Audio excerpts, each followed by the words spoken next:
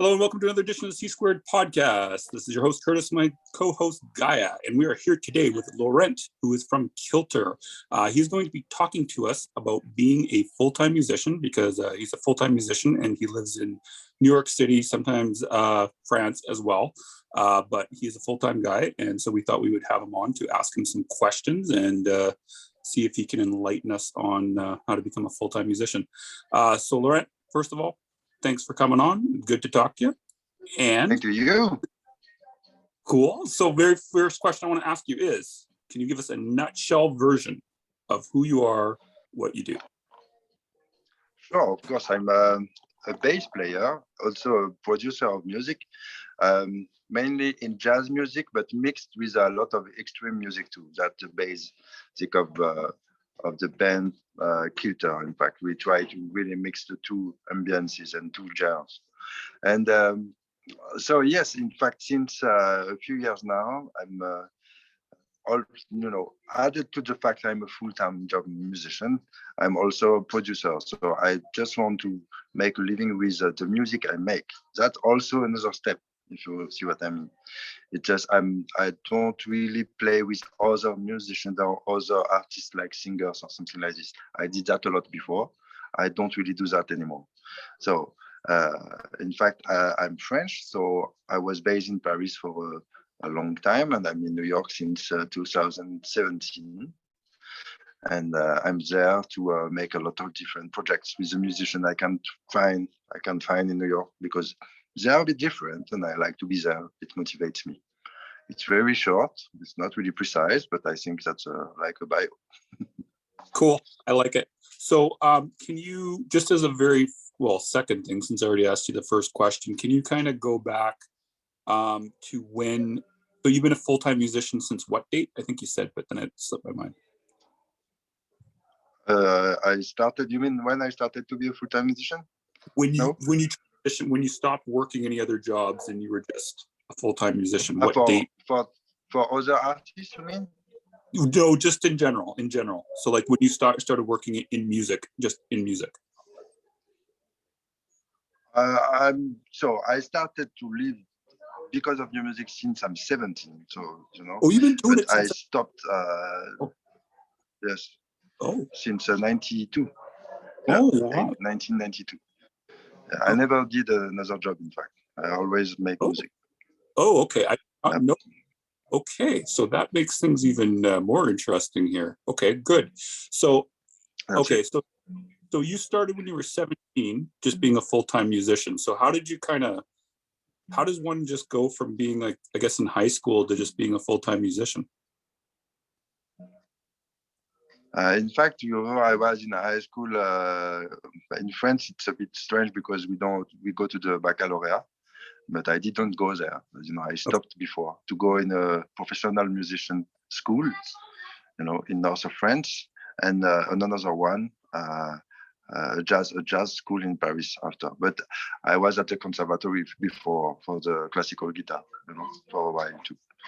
And it's like studies too, if you know what I mean.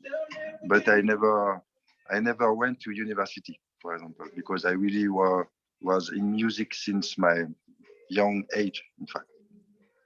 Cool. But I come from a universitaire family. My mother was a chemist and my father is a mathematician. So in fact, I didn't want to go that way and to really stay in music. And that's really a challenge, to make money with music and to make a living with that. It's really like, it's a full-time job, but it's a really full-time one. It's like no holidays, nothing, Nice. Gaia, I'm sure you got something to ask here, so I'm going to let you ask the next one. Yeah, I was wondering, because there's a big difference with being a musician and also being a producer. And I was curious to know how you went from producing music. Yes, in fact, that's a bit logical, for me, that's really linked to the fact I want to make a living with the music I make, because it's more and more difficult now to be signed with a label or something like this, which can help you to make an album. I think it was already difficult before, but now it's even more difficult. So I decided to create my own, entity, like my own label, but it's not really that. It's like more collective, like something to really organize everything around a musical project, to find concerts, to work about the publishing, about the videos, about that's something we are still building now. And for me to be a producer, it's really to have an idea about how has to sound a project and how to put together a musician too, like, okay, you have an idea about it could be great if that topic could be in an album with that kind of people, this one and this one. And what I do is I make all the effort I can to put that people together and to make it happen. But to make it happen, it's really to make an album, of course, to make gigs and to pay people to as much as we can. So to find people who can finance, like grants, foundations, people who have collective, who has money, who can help you to really have the possibility to pay also the musicians and all the people around them. That's how I see my producer role in music. I don't produce other people, if you know what I mean. Interesting. Yeah. Gaia, did you want to follow up? Because I'm going to go on to something else.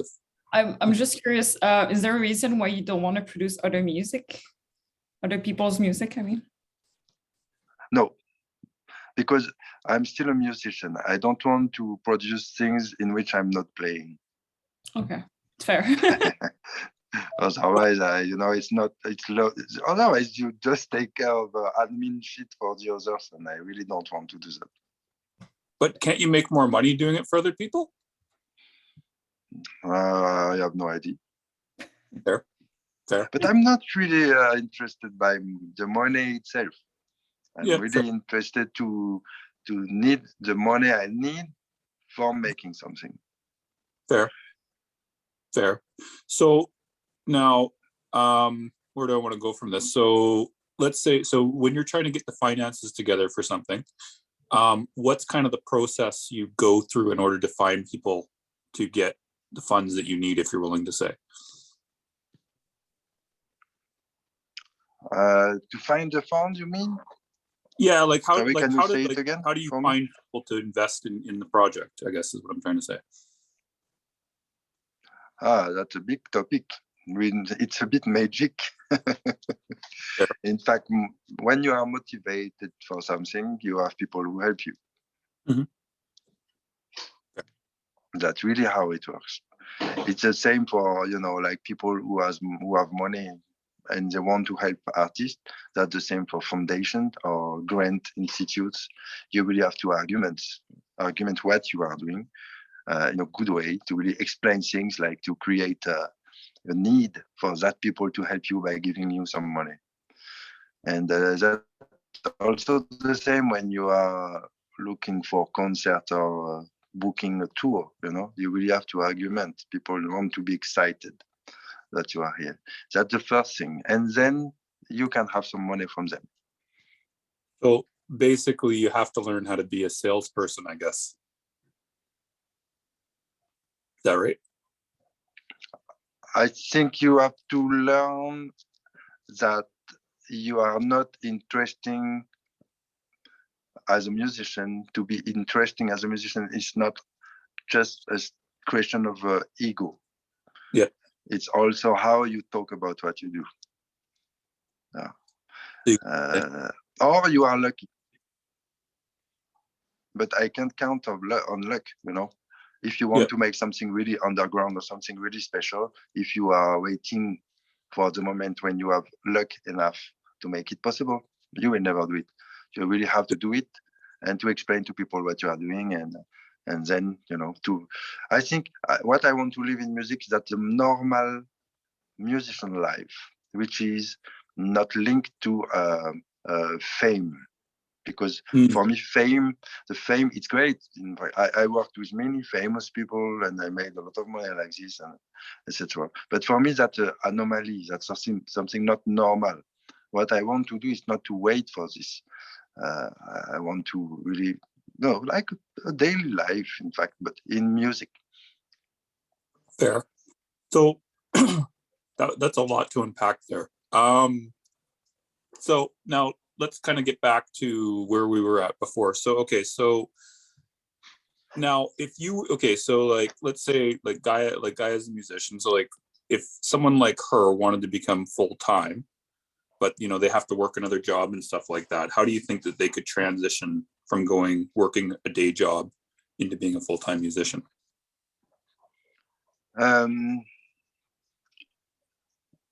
First, you really have to know if you really want to do that. Fair. And if you really have to express something so strongly that you have to do it. I think about that because I have many friends who are very great musicians in jazz, for example, even in metal music. Mm-hmm. And they don't really make money enough with their music because that's it. And they don't want to play in shitty bands, and they don't want to play shitty music. And then they prefer to have another job. And then they are free to do what they want and to go very, very, very far in the very extreme music they want to make. For example, I take my friend, a friend of mine who is a double bass player. He's one of the best one I know. And in fact, sometimes I make some videos in which I interview also musicians and I ask the same kind of question to them. And we were talking. He was explaining why he likes New York and why, for him it's very interesting how are composing people there and etc. And at the end of the interview, we were packing everything. And he told me, you know what? I forgot to tell you, but maybe it was important. In fact, I'm a gardener. Okay. So the guy you can't imagine how he plays double bass. And in fact, all day long, he works like a gardener. And then he works the double bass in the afternoon. And during the night, he plays in the clubs in New York for not a lot of money. So that's why I think it's very important to really think about why do you want to do that as a full-time job like musician? Because even in my case, I don't play music all the time, in fact, because now I'm a bit older than before. I'm a bit more efficient. So now when I go in a studio, I don't need 1 week to record something. I just need 1 day or 2 days to do an album. In fact. Oh. So we are with Kilter, that's it. We just go in the studio. Everything is already done, in fact, So I put a lot of time in admin things to asking some money, grants, to organize all the biographies or everybody organizing photographies, and that's a lot of time too. And is it considered like a musician job? I don't know, but for me, yes, that's linked to all the music I want to do. But it's not really, just playing music. So that's a choice to make. And you have to accept to be a full-time musician with your own project. You have to accept that you will do something else than music. Yeah, that's a bit a paradox, but so that's it. Cool. Guy, did you have a follow-up on that one? You're on mute. Huh? Yeah, I know that. Sorry. Actually, I had a question. Sorry. Do you think the fact that you're like a full-time musician and like other people are a full-time musician, that you do have to compromise your artistic vision to stay full-time? No, I don't want to compromise nothing about the artistic vision. Okay. That's why I work a lot in the other side, in fact. If I would want to make a lot of money, yes, I would have to. Mm-hmm. But I don't want. And I know that's a good choice, because since I worked with famous people already, and you are a bit more paid for that, it was, it's like wasting your time, because it's not really what you want to do, in fact. So it's always a frustration. And all the things you want to do there, you will do them later. But you need to have that experience to play with famous people to really know that that's not really the most important thing I want to do in my life.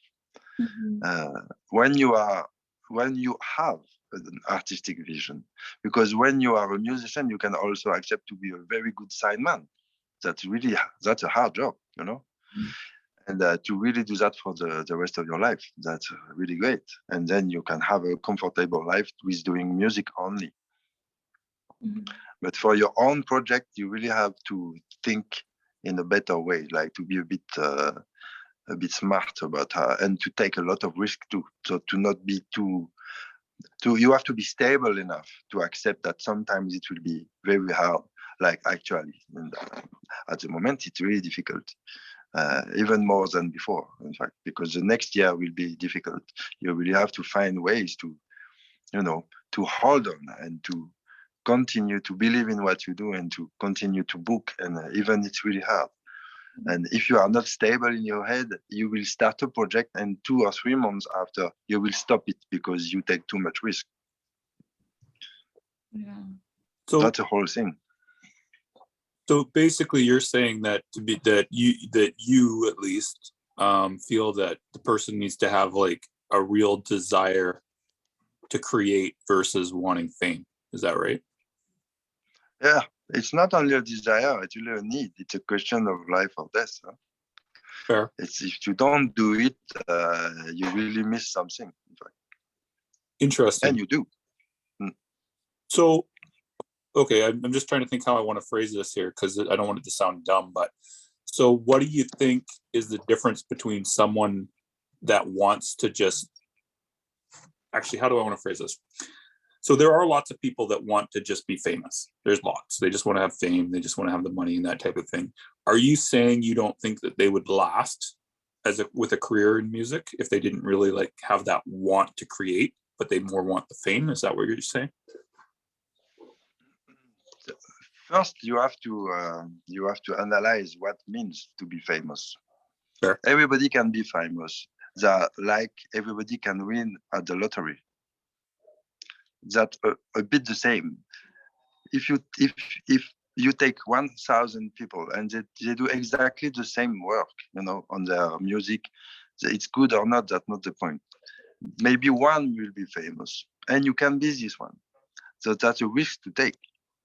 And I will not say that it can't happen. It can, but when you want to do your job, like to really find a way and to find strategies to do something with a reasonable amount of money to make a living, you really have to not really think about fame, because it can happen. And I hope it will happen for somebody if it's important. But you always have to think too that you can also be in between, like to have money enough to live normally and to do things maybe a bit more extreme, a bit more underground, a bit more risky, in your music too. Because sometimes people as you said before, to make a lot of compromises in your music to be famous. And you are not even sure you will be famous, So at the end, if you are not, imagine your frustration you will live. In fact, you don't really like what you do, and you are not famous. That's really difficult. You've kind of sold, yeah, you've sold out in that case. Okay, Gaia, did you have another one you wanted to follow up with? I have a question, but more about when we were talking about funding. I was curious if you had any experience with crowdfunding before. Yes. How was it? Not really good. I always had to put some money at the end. No, yes, it's a bit linked to the topic of fame. In fact, I think when you are very famous, you have to do it. But to just ask to your family and your friends some money to make something, it's like, okay, just ask them. Yeah. So enough. I don't know. I don't really have a good opinion of that. I tried already. Maybe I will try again later. But I don't, I don't really know. I like the idea at the beginning, like, okay, people who put some money in crowdfunding, they are part of the production of it. But I think we lost a bit that idea. Yeah, maybe. You remember that when it started, like you make an album or I don't know, a show or something. People they could put some like maybe 20, 200, 500, and they could be a part of the production process, in fact. But I don't know if it still exists. I feel like there's like two kind of ways that people do crowdfunding. You have when you're about to produce an album and like people put money to help with the production, but there's also another way that people are using crowdfunding now that's like more for pre-orders. So it's like it's two different things. I do prefer it more in the process because I feel like you include your fans better. But when it comes to just do pre-order, I'm like, I don't know. Yeah, I prefer the pre-orders, like on Bandcamp. That works very well. Yeah. Because that really understandable process. In fact, people they pre-order, they buy it, they will receive it, and that's all. That's it. And that's easy, and you don't take risks for yourself. Cool. But that's a real question, for a young musician. There is something I would like to say about that. What's that? When you want to spend a lot of money, a lot of time of your life to make something different than music, I mean, like looking for money to make an album or asking for grants, collaboration, etc. If you do that very young, you don't use that time to work your instrument. That's true. And that's also a dilemma, because I think when you are 20 or 21, 22, you really have to work your instrument and to really be good, to really spend a lot of time on it. And if you are in the production process too young, maybe it's not the best way to do it. Maybe you have to ask to wait a bit. And when you are good in an instrument, when you are efficient, when you can win music, when you can, for example, now we do just a concert in exchange with 1 week in the skis, like in France. We do that every year with friends, and we have to play 20 songs. And 20 songs, I don't know. So I have to, write everything in 1 day or 2 days and to play them. And when you are a professional musician and when you want to make money, to play with other people, you really have to be very efficient and to be able to write your music, to remember it, to learn a lot of tunes in a very short time. That's something you have to learn when you are young. And if you spend too much time to be famous or to find money to make projects, I think you can miss something very important. That's something I can add. Interesting. I feel like the role of being a musician in the past 10, 20 years has really shifted, where you're like, you can't just be a good musician. You have to learn marketing. You have to learn how to use social media. You have to learn so many things that are outside of your instrument that sometimes it gets overwhelming. That's my opinion. Exactly. Mm-hmm.